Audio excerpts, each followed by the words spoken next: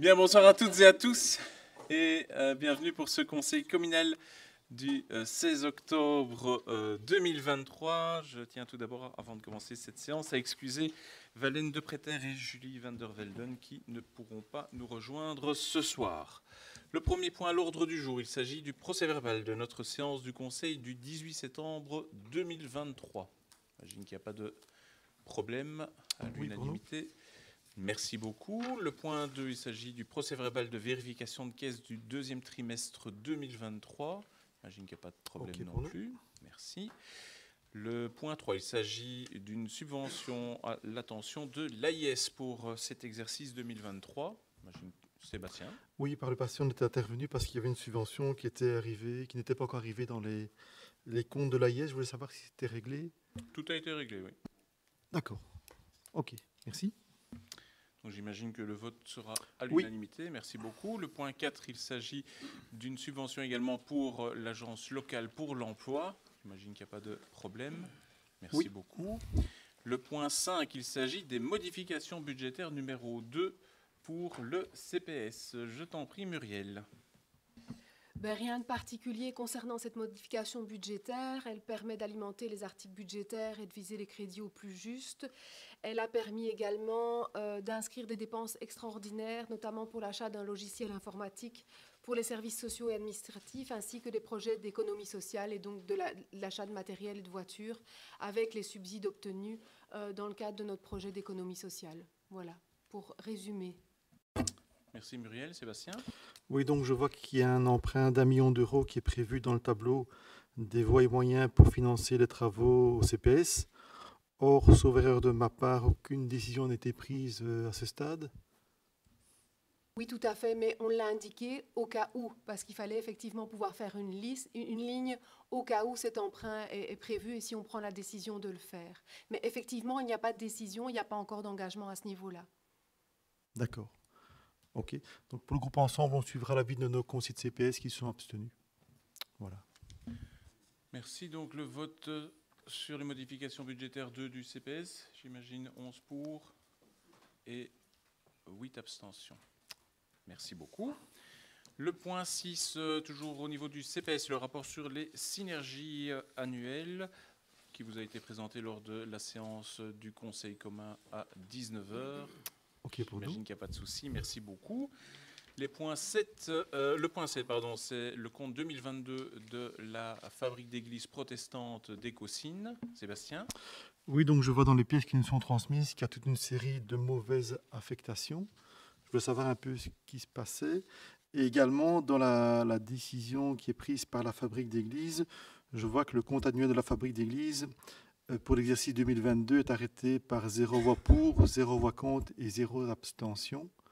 Et donc, je voulais savoir comment ça se faisait qu'il n'y avait pas eu de vote.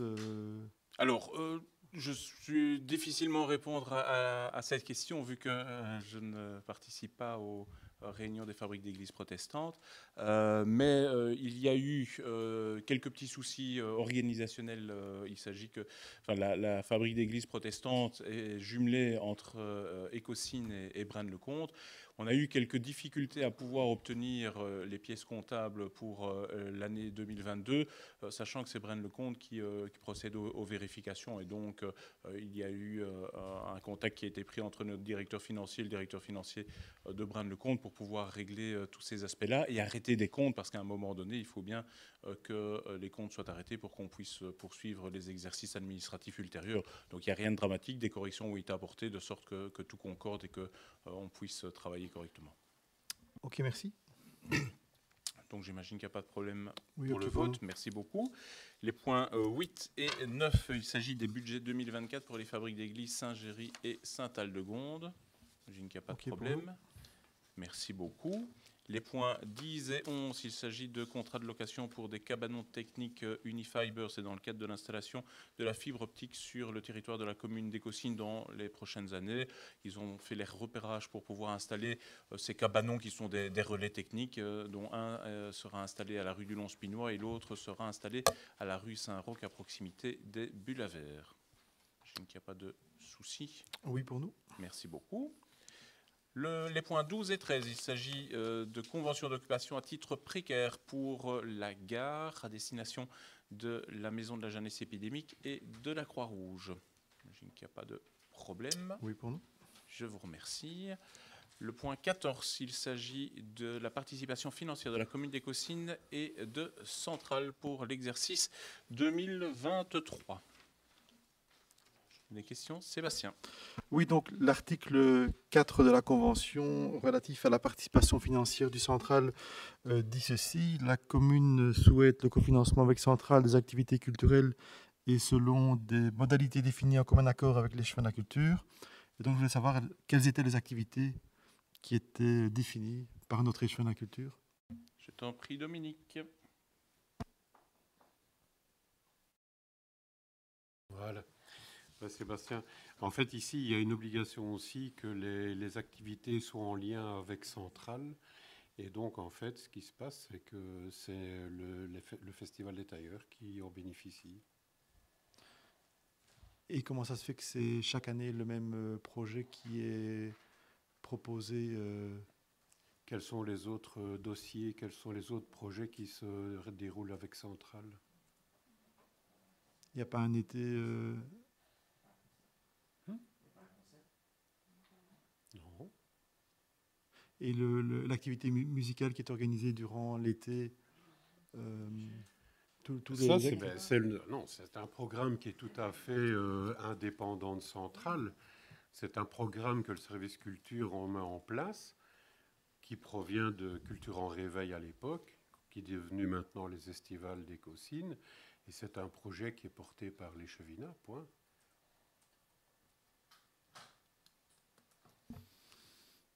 Est-ce qu'on peut peut-être interrompre 2 minutes la séance? Il n'y a pas de souci. Merci. Donc on va suspendre la séance pendant quelques instants.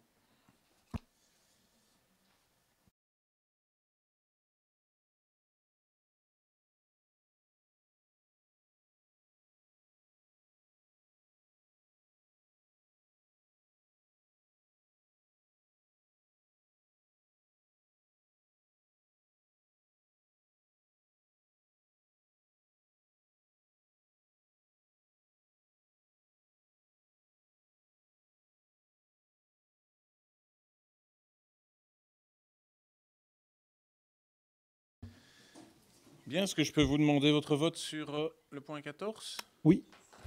À l'unanimité, tout le monde est d'accord? Merci beaucoup. Merci. Le point 15, il s'agit d'un marché public, l'approbation des conditions et le mode de passation dans le cadre du dossier Pimassi, l'aménagement d'un trottoir à la rue Anselme-Marie. Je t'en prie, Philippe. Merci Xavier. Donc, il s'agit ici d'un point qui avait été identifié comme un point d'art en termes de mobilité pour les piétons et les PMR, donc qui assurait la jonction au niveau de la rue Marie entre le quartier Croisette et le bas d'Écosine. Nous avons donc, avec la commission mobilité, étudié la meilleure solution pour placer ce trottoir et obtenir un subside Pimassi, donc de la région wallonne, pour le réaliser. Donc, ça sera un trottoir aux normes PMR avec aménagement d'une traversée piétonne sécurisée, puisqu'il y aura un rétrécissement qui sera effectué au niveau de cette traversée piétonne pour protéger évidemment les piétons qui doivent traverser, ralentir le trafic. Il n'y aura pas de casse-vitesse à proprement parler, mais vraiment un rétrécissement qui obligera les voitures à céder le passage. Et ensuite, on aura un bypass vélo pour les cyclistes, comme c'est souvent demandé en commission mobilité, notamment par le GRAC, que je remercie pour leur collaboration toujours dans ce travail.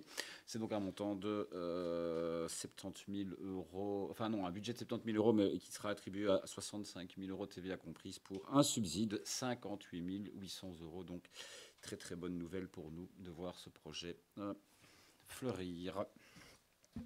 Merci Philippe. Est-ce qu'il y a des questions? Sébastien? Oui, donc Philippe, est-ce qu'on peut savoir quand si tout va bien, les travaux vont commencer?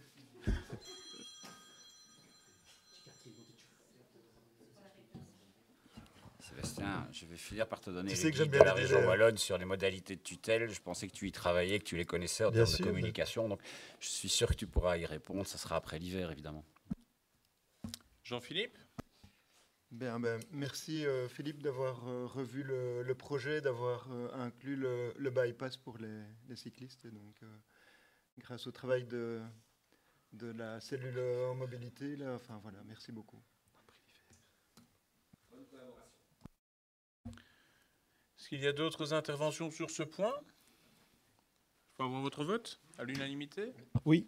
Merci beaucoup. Le point 16, il s'agit de la démission d'un membre et de la modification de la composition de la commission consultative d'aménagement du territoire et de la mobilité.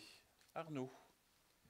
Oui, donc rien de particulier, mais simplement une modification de la composition suite à la démission d'un membre. Donc voilà, le tableau des places effectives et suppléantes vous est proposé dans le point. Merci beaucoup. Monsieur le directeur général va distribuer les bulletins de vote pour l'ensemble de la composition ainsi modifiée.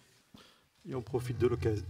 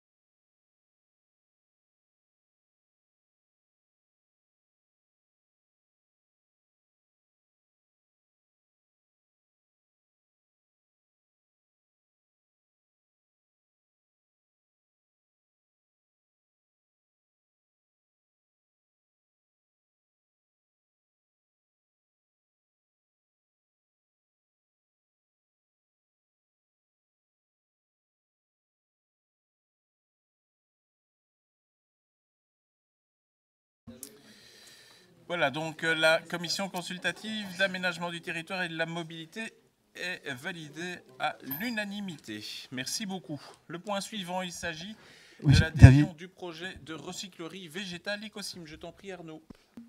Merci Xavier. Voilà donc un chouette projet, pas d'une ampleur assez mesuré pour commencer, mais malgré tout avec un beau potentiel. Donc quelques explications. Ça porte en fait sur la création à proximité d'Ecosim d'une première recyclerie végétale avec laquelle on souhaite collaborer. Et donc en fait, ça part du principe que à la Toussaint et dans les cimetières, souvent des chrysanthèmes sont apportés pour fleurir les tombes. Et on s'est souvent méconnu, mais en fait l'ensemble de ces chrysanthèmes sont en fait évacués via les déchets résiduels, donc la fleur bien entendu, mais également le pot en plastique et une quantité assez importante de terre, ce qui fait que ça représente un volume important qui est destiné à l'incinération, donc ce qui est vraiment une perte complète tant de matière, de possibilités de valorisation, et puis même il n'y a pas de récupération énergétique intéressante possible. Et ce qui est d'autant plus dommage que la chrysanthème est une plante vivace qui peut tout à fait être hivernée et resservir l'année suivante avec vraiment un beau port et bien fleuri. Et donc c'est sur ce business model que se lance Ecosim, qui est une entreprise qui bénéficie ici d'un soutien de la région wallonne dans le plan de développement d'économie circulaire et de valorisation de nouvelles fractions de déchets. Et donc, l'objectif, c'est de pouvoir collecter les chrysanthèmes dans nos cimetières. Donc, une fois qu'elles sont évacuées, en fait, il y aurait la possibilité de les réceptionner dans un conteneur spécial qui serait relevé par l'entreprise Ecosim et donc simplement qui serait mise en hivernage pour être reproposée à la vente l'année suivante. Et donc avec des tarifs tout à fait préférentiels, potentiellement pour la commune, mais pour d'autres particuliers. Alors l'objectif après de la coopérative, c'est de trouver des collaborations avec des commerçants locaux, des écoles ou des associations qui souhaitent mettre en vente. On sait qu'il y a souvent des opérations, on va dire, pour obtenir, pour des associations de parents ou autres, des ventes de fleurs. Donc ils souhaitent aussi collaborer avec le tissu local. Et donc les fleurs, une fois revalorisées, eh bien, sont remises dans le circuit avec en plus une embauche locale et de qualité voilà, dans la région. Donc c'est vraiment un très chouette modèle économique durable qui est proposé, avec différents avantages. Mais tout d'abord, c'est au moins 10 tonnes de déchets incinérés qui sont évités. Donc ça, je vous l'avais dit, comme c'est un pot plastique, de la terre, la fleur, c'est assez lourd, et donc ça, c'est une quantité de déchets non négligeable. À savoir que pour le moment, dans nos cimetières, ces fleurs partent aux déchets résiduels, donc avec un coût de traitement à la tonne qui est quand même de 170 €. Et donc voilà, le financement du projet en lui-même sera déjà neutre, rien que si on compte le coût évité de facturation à IGA pour les déchets résiduels. Alors c'est un soutien au travail des ouvriers communaux, puisque les employés de la recyclerie viendront eux-mêmes collecter toute une série de fleurs donc dans les points de collecte, et il y aura également une collaboration avec les fossoyeurs pour, quand il y a des opérations de nettoyage plus importantes du cimetière, venir en soutien. Et donc c'est un travail qui sera voilà, en collaboration avec les équipes communales. C'est une économie, en fait, malgré qu'il y ait un coût, en fait, rien que par le différentiel par rapport au coût des déchets, et la possibilité de le valoriser aussi dans le cadre de notre subside en prévention des déchets. Donc en fait, ça sera neutre au minimum budgétairement, voire une économie pour la commune. Et puis, comme on l'avait cité, c'est le développement d'une activité économique durable et de proximité qu'on souhaite encourager. Et donc, sur base du vote qui intervient aujourd'hui, et donc la proposition d'adhérer à la convention avec Ecosim, eh bien, on pourrait être en place dès cette année, si tout va bien. Merci Arnaud. Est-ce qu'il y a des questions? Sébastien? Oui, donc merci pour ces explications. Donc Arnaud nous a dit que ça allait être neutre, une opération neutre, mais réellement, ça va coûter combien? Qu'est-ce qui va sortir dans un premier temps des caisses de la commune pour ce projet? Oui, donc en année 1, il y a un coût estimé de 1 450 €, mais donc qui serait complètement couvert par le coût qu'on n'aurait pas à supporter vis-à-vis d'IGA pour évacuer les déchets. Maintenant, c'est un estimatif, parce que ça dépend aussi des quantités récoltées. Et donc, de toute façon, chaque année, la commune a la possibilité de décider si elle reconduit ou pas la convention, si elle est satisfaite de la collaboration avec Ecosim. Et donc, la proposition, c'est de faire une première année de test, et puis, voilà, si tout se passe bien, de continuer, évidemment. Mais donc, voilà. Pierre? En parlant de la Toussaint qui va bientôt arriver et de l'évacuation des déchets, on sait quand on va au cimetière, on a pas mal de déchets de plastique, donc par exemple les pots de fleurs, de chrysanthèmes ou autres, aussi le film plastique qu'il y a autour des fleurs, etc. Est-ce que vous comptez aussi installer des poubelles bleues? Parce qu'avec les nouveaux sacs bleus PMC, on peut mettre tous ces pots de fleurs, etc. Est-ce que ça fait aussi partie de ce projet? Oui, voilà. Donc en fait, le prestataire récolte tout. Donc dans les bacs, il y aura une signalétique qui sera vraiment très claire pour les personnes qui fréquentent le cimetière. Mais donc la personne peut mettre la fleur, le pot, le plastique et l'ensemble des déchets. Et donc c'est Ecosim qui se charge après de refaire le tri et de le valoriser via la bonne fraction. Voilà. Et en fait, les pots, eux, les réutilisent en fait pour, s'ils sont en bon état, qu'ils puissent resservir. Et les plastiques, voilà, ils se chargent de les évacuer via la bonne filière de tri. Pierre? Donc concrètement, ici, aux alentours du 1er novembre, les citoyens peuvent aller, il y aura déjà ces bacs qui seront à disposition, et s'ils ont des déchets plastiques ou autres, on met tout au même endroit.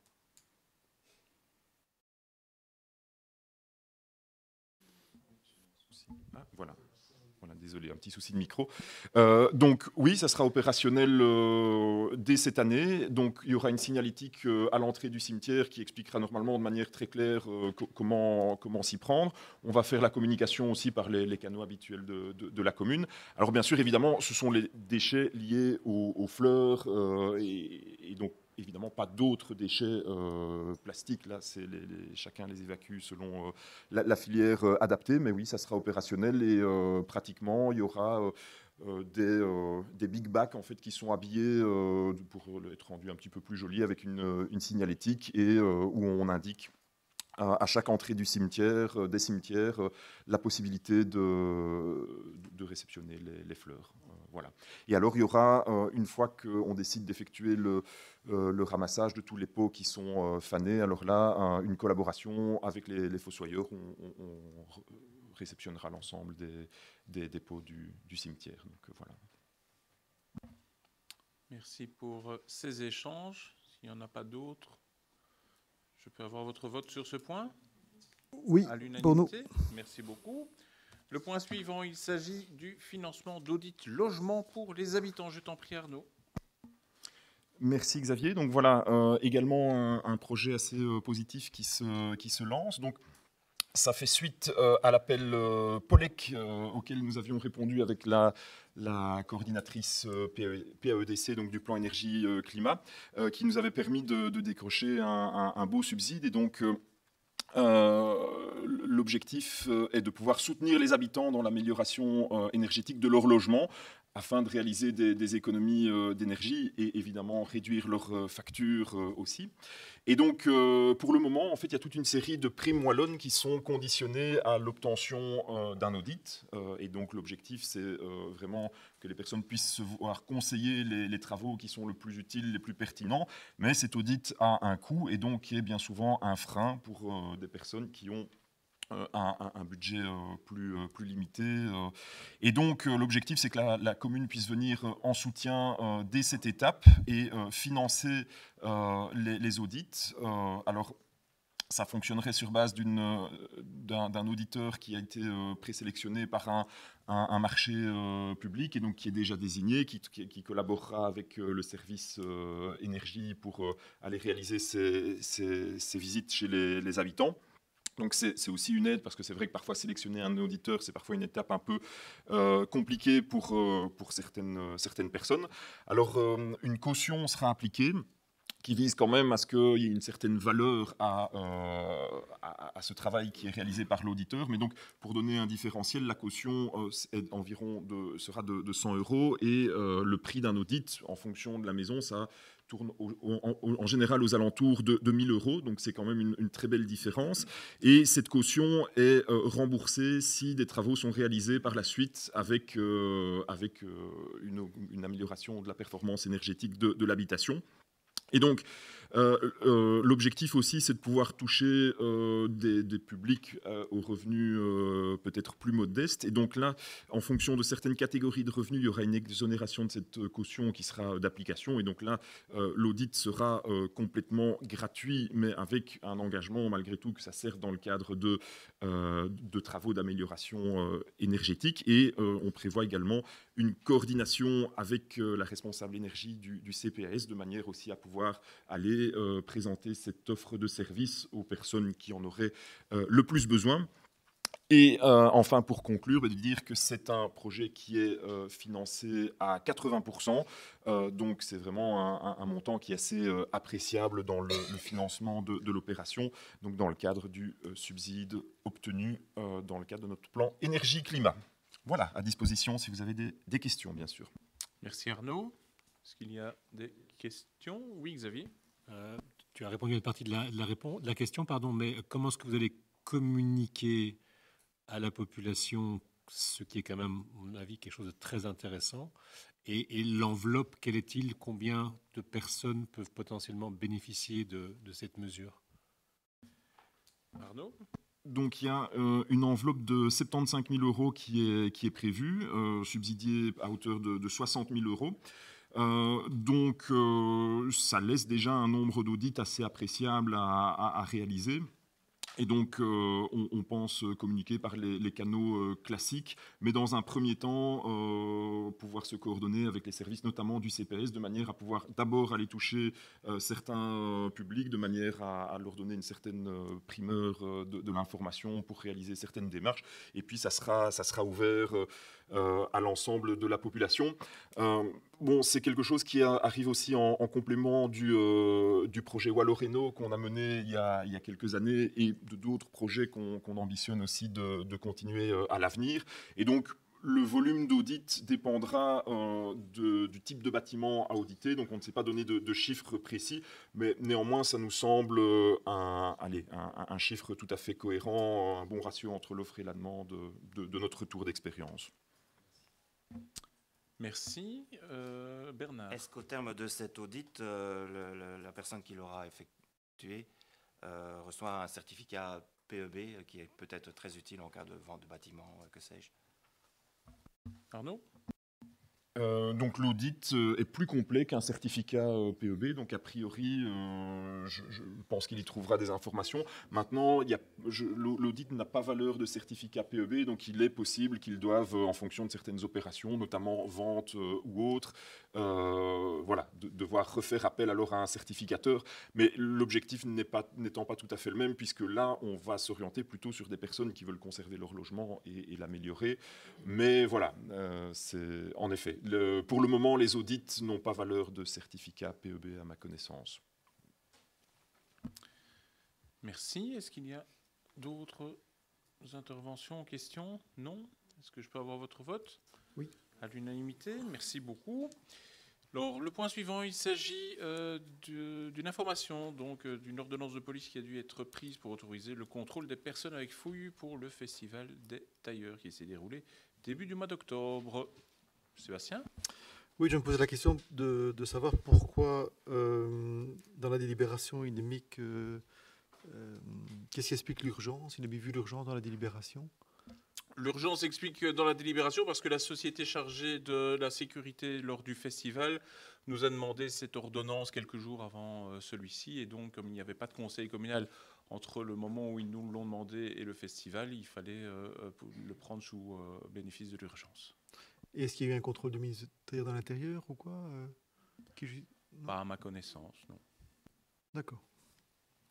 Non, la société était parfaitement déclarée en ordre lors de sa déclaration préalable. Donc, quand c'est comme ça, généralement, il n'y a pas de descente du ministère. Généralement, il y a plutôt des descentes quand il y a des grosses manifestations et qu'il n'y a pas de déclaration de société de sécurité. Là, ils s'inquiètent quand même de savoir s'il y a un contrôle et si contrôle il y a, s'il est effectivement réalisé par une société agréée. Ok, merci. Voilà, c'était donc le dernier point à l'ordre du jour de la séance publique avant les questions que voici. La première est posée par Xavier Godefroy au niveau de la présence de géomètres sur la commune. Je t'en prie, Xavier. Oui, merci, monsieur le bourgmestre. Je fais référence en fait à des Écossinois qui m'ont contacté au cours des dernières semaines suite à l'apparition de géomètres qui arpentaient certaines parcelles du sud d'Écossine, notamment à proximité de la RN 57. Alors, si je ne me trompe pas, la zone qui a été explorée par ces géomètres correspond plus ou moins à certaines sections du fameux couloir de réservation de cette fameuse ou infameuse boucle du Hainaut. Et certains riverains m'ont interpellé à cet égard, me faisant part de leurs craintes, naturellement, par rapport à la présence de ces géomètres, alors que le projet n'est toujours qu'en phase d'étude d'incidence, si je ne me trompe pas. Et donc, ma question est assez simple. Est-ce que vous pouviez m'en dire un peu plus sur la présence de ces géomètres? Est-ce que c'est relié ou pas au dossier de la boucle du Hainaut? Est-ce qu'on peut éventuellement rassurer les riverains ou les personnes concernées? Et éventuellement, même si ce n'était pas dans ma question, peut-être un petit point éventuellement, si vous avez des informations sur l'éventuelle évolution du dossier des réunions de bourgmestre. Voilà, un petit update sur le dossier. Merci beaucoup. Merci beaucoup Xavier pour cette question. Elle a effectivement tout son sens vu le projet de boucle du Hainaut qui a été introduit par Elia. Mais par rapport à ces constatations en particulier, je dois te rassurer, ce ne sont pas du tout des géomètres d'Elia qui arpentent actuellement le terrain de la commune d'Écossine. ce sont des géomètres qui sont mandatés par une autre société, à savoir Fluxys, dans le cadre d'un projet de pose d'une conduite d'hydrogène qui est en projet entre Valenciennes et le zoning industriel de Feluy. Le projet en question consiste en l'implantation d'une canalisation d'un diamètre de 40 cm allant pour la commune d'Écossignes, je ne vais pas vous faire le topo sur les autres communes, de la frontière plus ou moins avec Ninst-Mignot, plus ou moins à hauteur des écuries d'Écossignes pour vous situer, et le pipeline irait jusqu'à l'usine Ineos, qui serait un des clients de Fluxys dans ce cadre. Il y aurait aussi un autre client dans le zoning industriel, à savoir l'unité de Chemviron Carbon. Cette conduite sera totalement enterrée à un peu plus d'1 mètre de profondeur. La réglementation prévoit 80 cm, prévoit de l'enterrer à 1,10 m. Et elle sera essentiellement implantée sur des terrains agricoles. Les seuls endroits où ce ne seront pas des terrains agricoles, on est soit en zone d'extraction de carrière, soit sous des traversées de voirie. Il y a des contacts actuellement avec des agriculteurs qui sont soit en cours, soit vont débuter prochainement. Et une session d'information à destination de la population est prévue fin de cette année 2023, début de l'année 2024. Ce projet, contrairement à celui de la boucle du Hainaut, sera, lui, totalement enterré. Donc, on ne verra rien, à part au sein des usines, dans le périmètre des usines, les postes de distribution. Et nous avons, lors d'une réunion que nous avons pu avoir avec des représentants de Fluxys, je leur demandais s'il n'était pas à tout hasard envisageable d'enterrer et de coupler l'enfouissement de leur canalisation avec l'enfouissement d'une ligne à très haute tension. Mais malheureusement, les tracés ne sont pas parallèles, vu qu'ici on vient de Nast quelque part et on va traverser Écossignes d'ouest en est, alors que le projet de boucle du Hainaut, lui, va plutôt du nord vers le sud, et donc il va y avoir un croisement, mais ils ne sont nullement parallèles. Mais ça semble assez inenvisageable vu les conditions. Évidemment, on a quand même du gaz à haute pression qui va passer à proximité d'une ligne à très haute tension. C'est peut-être pas la meilleure idée du monde, même s'il y a des protections qui seraient mises le cas échéant. Et on ne manquera évidemment pas d'informer la population et le conseil lorsque la demande de permis sera déposée. Et dans ce cas-là, il y aura une réunion d'information préalable qui sera organisée sur une des communes, en tout cas, qui est traversée par ce projet de canalisation, à voir où la réunion sera organisée, vraisemblablement, je dirais à Soigny, vu les kilométrages concernés sur l'une et l'autre commune. Au niveau de la boucle du Hainaut, on est dans le cadre de l'étude d'incidence. Donc, pour le moment, il n'y a plus vraiment de nouveautés, si ce n'est que les experts sont en train de faire leurs études, de prendre a priori en considération tous les éléments qui ont été soulevés par la population lors de l'enquête publique préalable. Et il devrait y avoir un retour de cette étude d'incidence, vraisemblablement dans une bonne année, parce que l'ampleur du chantier est assez importante, et donc ce n'est pas pour demain qu'il va y avoir des avancées au niveau de ce projet, et j'ai envie de dire, on ne s'en portera pas forcément plus mal.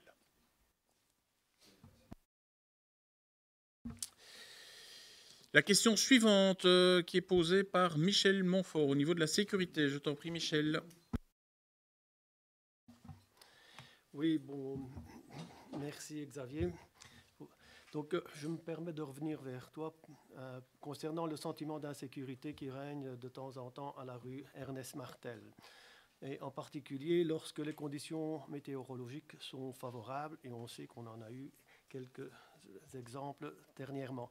Donc, fréquemment, des incidents se déroulent et génèrent des craintes dans le chef des habitants des rues et des environs. Donc, on constate des rassemblements quasi quotidiens qui perturbent la quiétude du voisinage, engendrent des problèmes de propreté publique et surtout de sécurité, des voitures qui sont stationnées en double fil, qui parlent, et des dédoublements intempestifs. Donc, pouvez-vous un peu indiquer au conseil communal la mesure et les mesures qui ont été prises jusqu'à présent, soit par vous, soit par les services de police, pour tenter d'endiguer ce problème? Et que peuvent faire les riverains qui se sentent souvent démunis par rapport à ce genre de phénomène? Merci d'avance pour la réponse. Merci Michel pour cette question. Elle est malheureusement d'autant plus d'actualité vu l'article de presse de la semaine dernière ou encore les faits de vandalisme qui se sont déroulés la nuit dernière. Face à cette problématique que tu décris, un dispositif particulier a été mis en place par la zone de police cet été. Entre le 20 avril et le 4 septembre, 163 passages préventifs ont été réalisés par des équipes de la zone.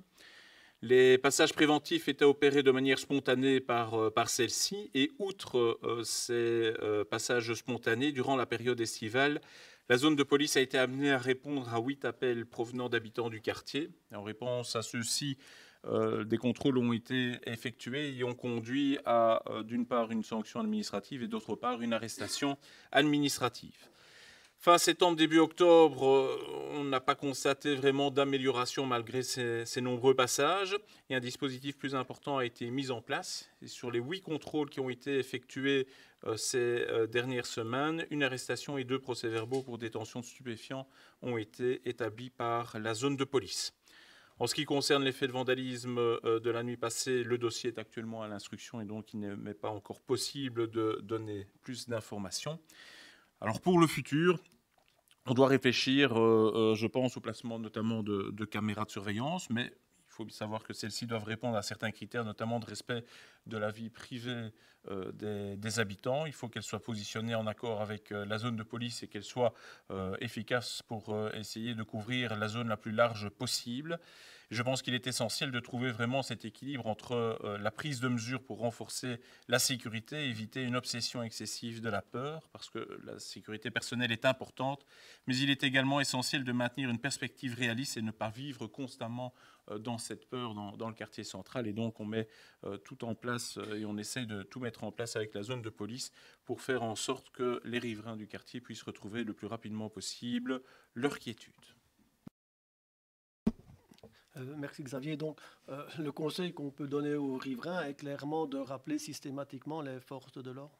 Oui, à chaque fois qu'il y a un appel vis-à-vis de la centrale de la police, il y a une intervention, alors plus ou moins immédiate suivant ce qui est décrit comme fait. Si le fait décrit est la présence de personnes juste avec peut-être du tapage ou un bruit un peu trop fort alors qu'il y a une intervention urgente à un autre endroit, c'est l'intervention urgente qui va être privilégiée, mais à chaque fois que les riverains ont appelé, la zone de police s'est rendue sur place dans des délais souvent assez brefs et parfois, comme je l'ai dit, avec des arrestations ou bien des sanctions administratives qui ont pu être mises et des contrôles qui sont de toute façon effectués de manière systématique. Mais donc oui, le premier réflexe quand il y a des soucis, c'est d'appeler directement la zone de police parce que s'ils ne sont pas appelés au moment où se déroulent les faits, c'est difficile pour eux d'intervenir. Alors la question suivante est posée conjointement par Jean-Philippe Jaminon et Pierre Rompato. Je ne sais pas comment vous vous êtes organisés. On a fait une longue réunion avant le conseil pour dire que c'est moi qui commençais.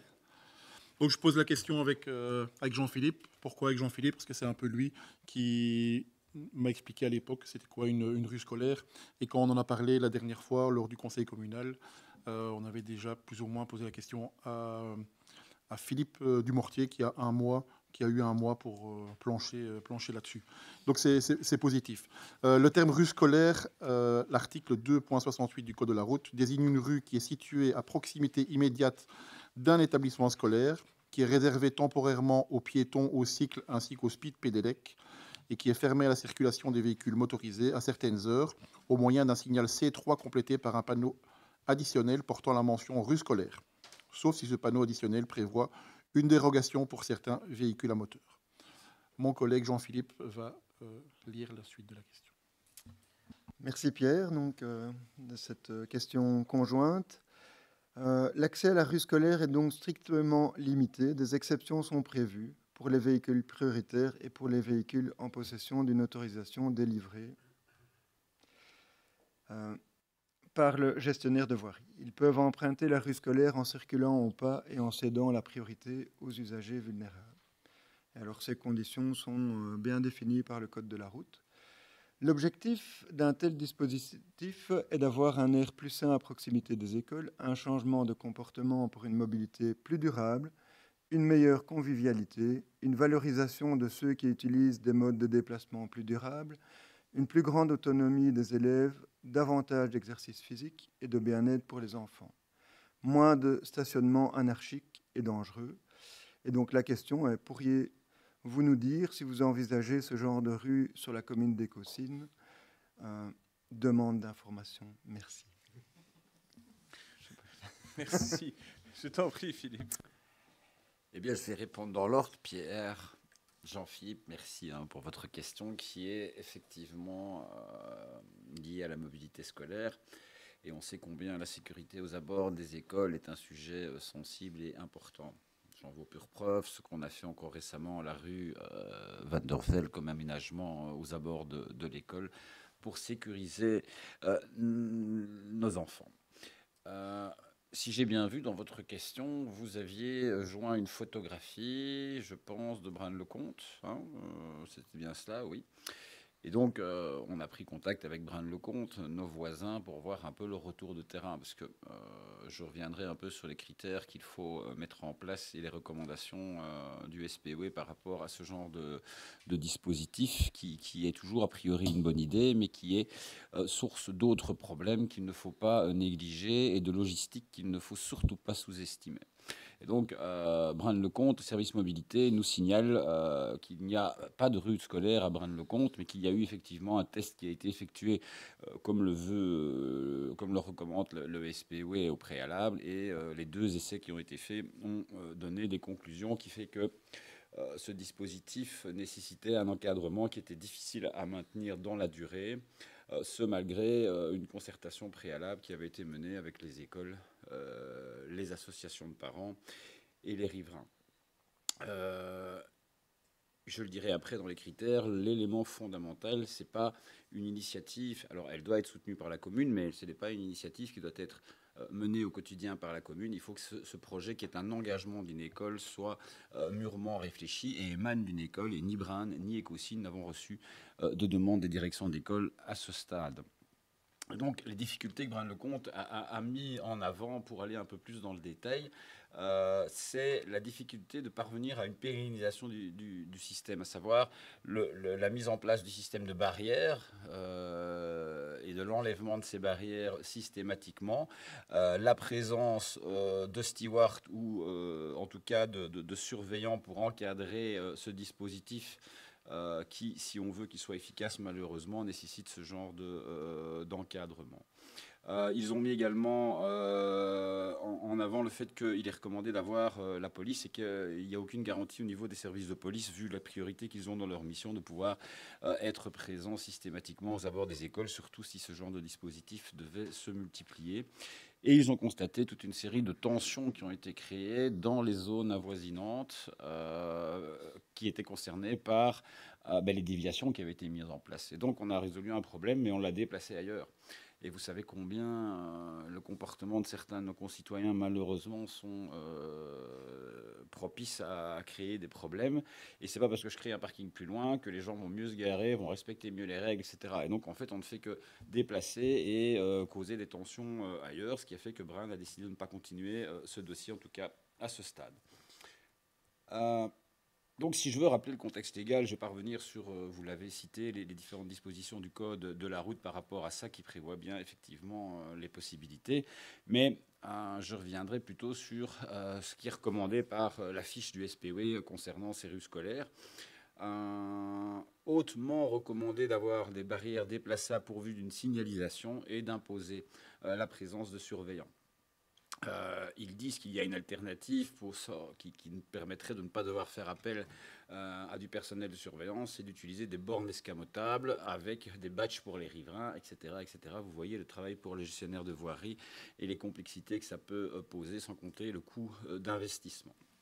Et donc, et pourtant, Braine-le-Comte l'avait fait, si on regarde bien la photo que vous montrez, c'était quand même une ruelle qui était assez facilement, a priori, isolée du reste, et donc qui ne causait pas de gros problèmes de perturbation de trafic, et pourtant, malgré ça, il y en a eu.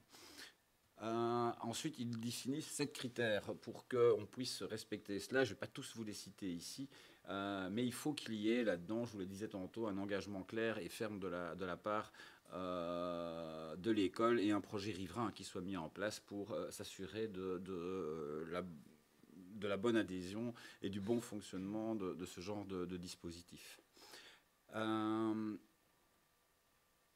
Toute fermeture de la rue entraîne des nuisances qui sont potentiellement aussi importantes en dehors que dans la zone. Et donc, c'est pour ça qu'ils préconisent évidemment de faire une période de test plus ou moins longue avec des retours d'informations au niveau des quartiers, des riverains, de la police, de l'école elle-même, des associations de parents, etc.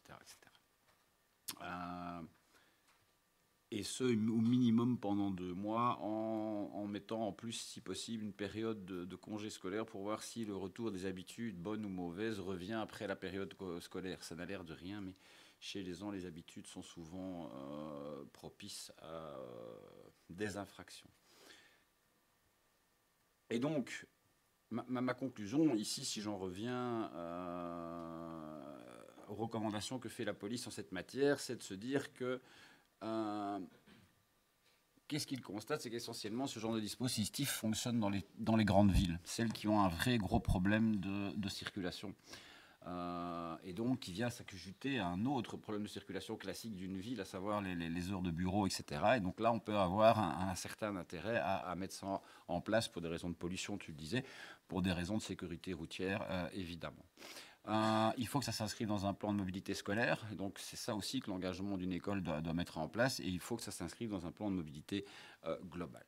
Et donc, si on n'a pas cette réflexion au niveau global, eh bien, je pense que ce genre de projet ne rencontrera pas l'adhésion des écoles. Moi, ce que je propose ici, c'est dans un premier temps de demander à notre conseiller en mobilité de réaliser ce que j'appellerais une feuille de route qui permettrait, qu'on pourrait remettre à chaque école en disant voilà un peu ce que je viens de résumer, mais de manière plus détaillée et plus pédagogique, évidemment, disant voilà ce qu'on peut faire, voilà la procédure, voilà les contraintes, voilà l'engagement que vous devez prendre, voilà les partenariats que vous devez et que nous vous aiderons, si vous le désirez, à nouer. Mais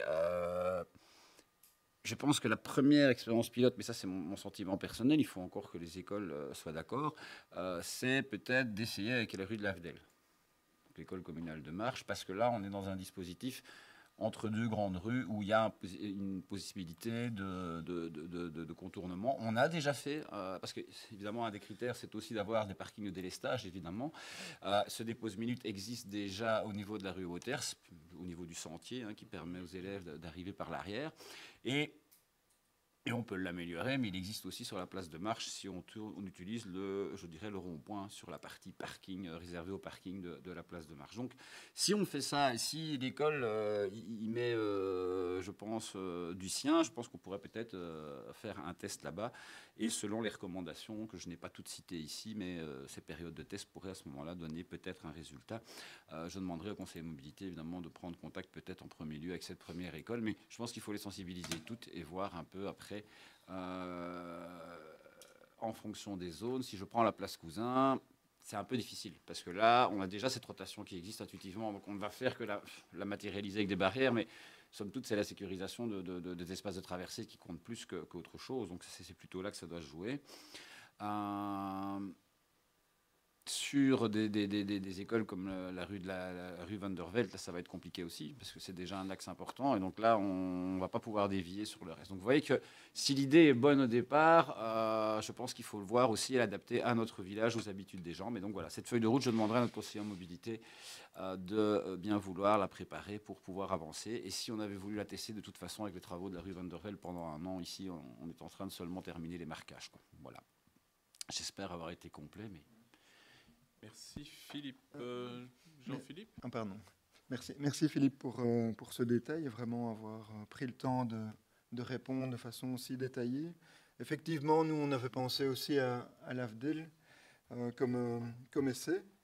La concertation, évidemment, avec les écoles est primordiale. Et donc, ça peut émaner de la commune, mais c'est un partenariat avec les écoles. Et donc, il y a tout un travail. Comme tu l'as dit, faire une fiche, c'est vraiment quelque chose d'essentiel et c'est le point de départ parce qu'à partir du moment où les deux parties sont partie prenante du projet, ce sera beaucoup plus facile.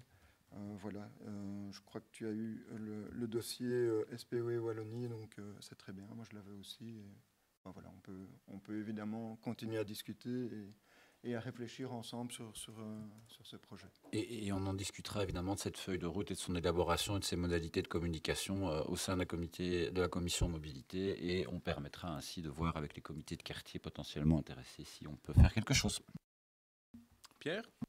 Oui, merci Philippe pour ta réponse. Je pense que tu avais regardé un peu dans nos notes parce qu'on pensait aussi à la rue de l'Avdel, donc comme quoi parfois les grands esprits se rencontrent.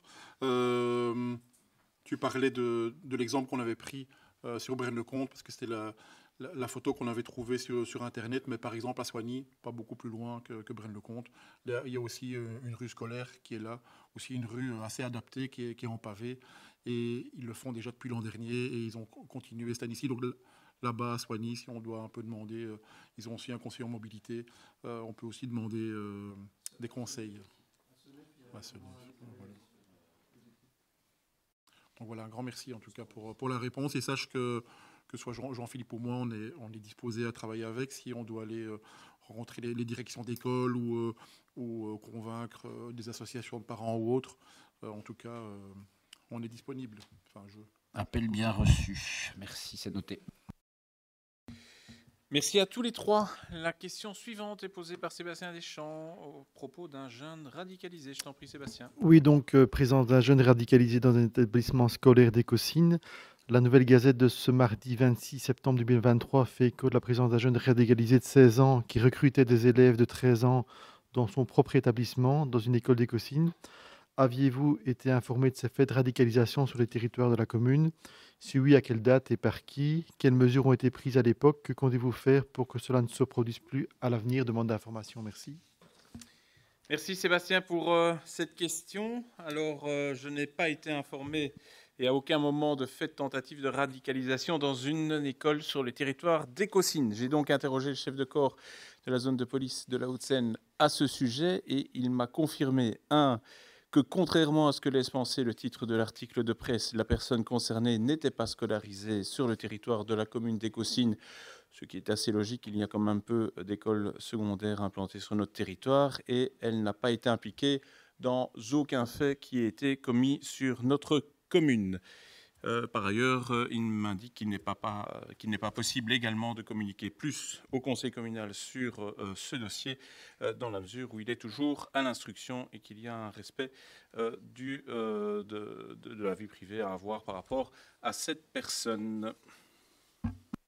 Merci. Donc, d'après ce que j'avais pu voir dans la presse, il y avait une décision de justice qui avait été prise par rapport à cette personne. C'est ce qui avait été... De mémoire, donc c'est sujet à vérification, mais je pense que le jugement est attendu pour le 23 octobre. D'accord, donc on n'en sera plus à ce moment-là. Ok. Voilà, alors la question suivante, toujours posée par Sébastien, au niveau du projet Ventilus, je t'en prie. Oui, merci. Donc, défense des intérêts des habitants de la commune d'Écosine dans le cadre de l'enquête publique pour le projet Ventilus demande d'information. Elia souhaite réaliser une nouvelle liaison électrique à très haute tension entre la mer du Nord et Courcelles. Ce projet unique est décomposé en 2 dossiers administratifs régionaux, Ventilus en Flandre et Boucle du Hainaut en Wallonie. La technologie utilisée pour cette ligne devrait être identique tant en Flandre qu'en Wallonie pour que la ligne puisse voir le jour. Le gouvernement wallon a décidé de lancer un rapport des incidences sur l'environnement pour le projet Boucle du Hainaut, en y incluant l'option en courant continu, soutenue par Révolte et les comités de riverains. Cette option permettrait une ligne 100% enfouie et l'absence de champs électromagnétiques. Pour Ventilus, le gouvernement flamand a approuvé le 7 juillet dernier le lancement d'un plan régional d'affectation des sols. Ce projet reprend uniquement la technologie défendue par Elia, c'est-à-dire le courant alternatif faisant fi de l'option technologique du courant continu.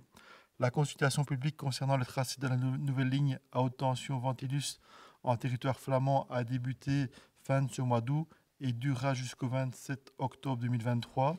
Ce calendrier pourrait amener à une décision flamande avant toute décision wallonne et de facto fermerait la possibilité d'établir une ligne en courant continu en Wallonie. Ces décisions pourraient avoir des conséquences graves et négatives pour les habitants de la commune d'Écosines. Dès lors, pourquoi ne pas introduire une réclamation de la commune d'Écosines dans le cadre de l'enquête publique pour s'opposer au projet Ventilus, au motif que le projet déposé par Elia ne présente pas le choix de l'option en courant continu? Demande d'information, merci. Merci beaucoup pour cette question. Alors, la commission des 14 bourgmestres de la boucle du Hainaut s'est saisie de celle-ci et a décidé de recourir à un avis juridique avant de prendre une position collective dans ce dossier.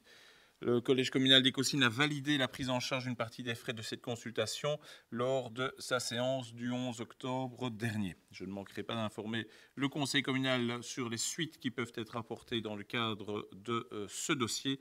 Et je profite de cette occasion pour réaffirmer l'opposition très claire et très ferme de la commune d'Écosines par rapport au projet tel qu'il a été déposé par Elia. Mais je pense que pour réagir à l'enquête publique, il ne reste plus que quelques jours, donc il n'a pas lieu de trop traîner.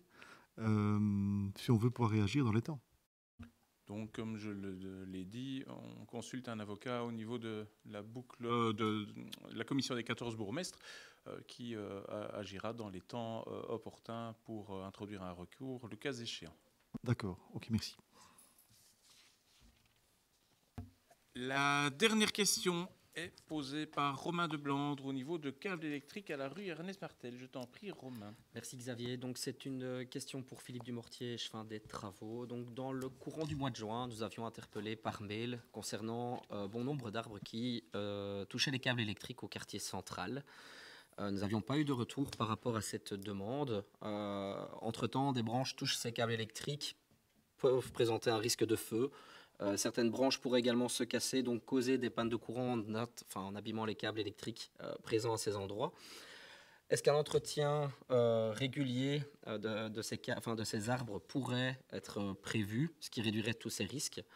Nous sommes au moment de l'automne, également de la chute des feuilles. Cela peut rendre les trottoirs glissants, boucher les avaloirs, etc. en cas de forte pluie, donc créer de l'aquaplanage. Enfin, dans bon nombre de villes et communes, ces arbres-là sont souvent taillés en rectangle. Ça donne un beau paysage, etc. Est-ce qu'on pourrait envisager donc, de pouvoir réduire éventuellement la hauteur aussi de ces arbres, de donner plus d'uniformité au quartier central, qui finalement est une belle avenue, bien longue, et donc qui pourrait être embellie de cette manière? Merci beaucoup. Je t'en prie, Philippe. Romain, je te remercie pour cette question, qui à nouveau montre que la sécurité doit être une priorité, mais que l'entretien est notre quotidien.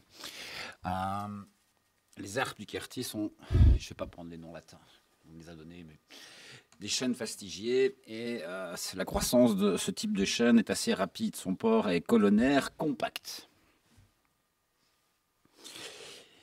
Et ensuite, il s'élargit à la base pour former une espèce de pyramide qui peut atteindre en croissance normale 15 mètres de haut et 3 mètres de large, pour te donner...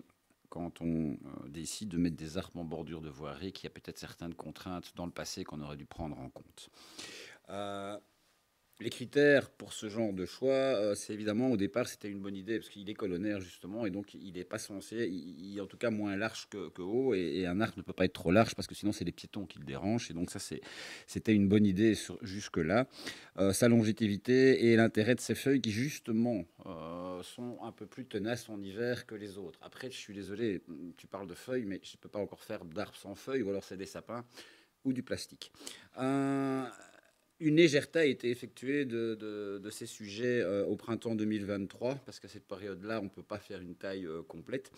Et la firme en charge de la gage repassera, ils nous l'ont dit, c'était prévu, novembre, décembre, aussi pour une taille dite de rééquilibrage formation. Je laisse aux spécialistes le soin de définir ces termes, mais je les comprends en tant que tels. Donc, contrairement à des essences telles que le charme, il n'est pas conseillé de mettre des arbres sur gabarit et de couper les branches du sommet, sous peine de voir l'arbre contraint dans sa croissance et son développement et sa bonne santé. Et donc, ce type d'arbre n'est pas évidemment de type palissé, c'est-à-dire comme tu voudrais le faire en rectangle, etc., puisque sa structure est par définition pyramidale. Donc, je n'arriverai jamais mécaniquement à en faire un rectangle. Et de toute façon, ça ne serait pas conseillé pour ce type d'arbre. Donc, sur la soixantaine de sujets qui sont présents entre l'avenue de la Déportation et le carrefour de la rue des Droits de l'Homme, 4 sont effectivement proches de fil électrique, c'est ceux-là qui seront évidemment élagués à la tête en premier, et 4 sujets sont morts ou en tout cas considérés comme en fin de vie et doivent faire l'objet d'un remplacement durant la période hivernale. Ça avait été déjà identifié également pendant l'hiver, ils doivent être remplacés. Ce qu'on retient de ça, parce que tu as raison de le signaler, c'est un problème de sécurité, ça ne sert à rien de prendre des risques inutilement, mais chaque fois qu'on fait maintenant une réflexion sur un projet, on essaye de se faire un choix de végétaux qui soit sur base de critères en fonction de son milieu. Est-ce qu'on est dans un parc? Est-ce qu'on est proche en milieu de voirie? Est-ce qu'on est proche de l'habitat, etc., etc. En fonction de l'exposition aussi, parce qu'il y a de l'influence en fonction de sa fonction elle-même, justement, à savoir est-ce qu'on est dans un alignement, des arbres isolés, etc. Et donc aussi des attraits environnementaux comme le choix d'espèces mellifères et autres qu'on préconise maintenant beaucoup plus qu'avant. Et donc c'est une notion de biodiversité, c'est une notion de lutte contre les isoles de chaleur, et donc la végétalisation des espaces urbains est quelque chose qui va être de plus en plus important. Et oui, il se peut qu'en hiver, nous ayons une charge de travail sur l'entretien des feuilles. Mais voilà, ça je dirais que c'est, si on peut dire, le revers de la médaille, et la nature qui reprend ses droits. Voilà, j'espère que je t'ai rassuré sur nos intentions. Merci Philippe. Romain? Alors un grand merci pour ce petit cours de botanique, un petit moment de jardin et loisirs bien apprécié. Il y a aussi ce genre de problème qui se répète au niveau de la rue de Lavdel quand on se dirige vers la rue Wauters, où il y a des arbres comme ça qui sont devenus assez imposants près de chez Madame Sgalari, notamment dans ce virage-là. Quand tu parles de hauteur et donc de rééquilibrage, les arbres vont arriver plus ou moins vers quelle hauteur? À quoi peut-on s'attendre plus ou moins? Aussi, novembre 2023, plus ou moins. Et est-ce qu'on pourrait éventuellement à l'avenir établir un calendrier pour éviter que c'est de coupe, on va dire, pour que ces arbres prennent une telle hauteur et éviter ça et de plus gros entretiens par la suite? Merci. Comme je te le disais au début de l'intervention, notre entretien, c'est notre quotidien. Et donc, tu penses bien qu'il y a une planification de ce genre de choses et que c'est une charge de travail, parce que c'est un travail minutieux, qui ne se fait pas n'importe comment. L'élagage, c'est un métier. Et donc, on recourt à une société qui établit ça selon un calendrier qui respecte la pousse, évidemment, des arbres et les périodes propices pour leur élagage. Le type de taille qui est fait est fonction des espèces, la hauteur est fonction des espèces. Évidemment, il y a un problème majeur, qui est incontournable, c'est celui de la sécurité. Quand tu parles des câbles électriques, c'en est un, évidemment, qui vient influencer, ça fait partie de l'environnement. Voilà, mais donc on ne laisse pas pousser des arbres n'importe comment et à n'importe quelle hauteur. Il y a des critères. Il y a aussi régulièrement, nous avons l'aide de la province de Hainaut qui vient nous aider pour l'inventaire des arbres malades. On avait déjà eu cette problématique sur faut-il ou non abattre un arbre. Chaque fois qu'on abat un arbre, on sait bien que ça fait toujours un scandale, mais je ne pense pas que les services, et surtout pas au niveau des espaces verts, soient là pour tuer des arbres pour le plaisir. Mais un arbre a une vie comme chacun d'entre nous. Malheureusement, elle se termine à un moment donné. Et le type de taille est justement là pour lui assurer la meilleure longévité possible. Et moins on y touche, et mieux c'est pour un arbre d'une manière globale. Ça ne veut pas dire qu'il ne faut jamais le faire, mais il y a en tout cas un planning qui est fait, il y a un entretien qui est fait régulièrement de l'ensemble de nos arbres, et sous l'aspect sécuritaire et sous l'aspect de leur bonne gestion. Voilà. Merci à tous les deux pour cette dernière question. Et donc, il me reste à vous souhaiter une bonne soirée et à vous donner rendez-vous le 20 novembre prochain pour la prochaine session du Conseil communal. Bonne soirée à toutes et tous.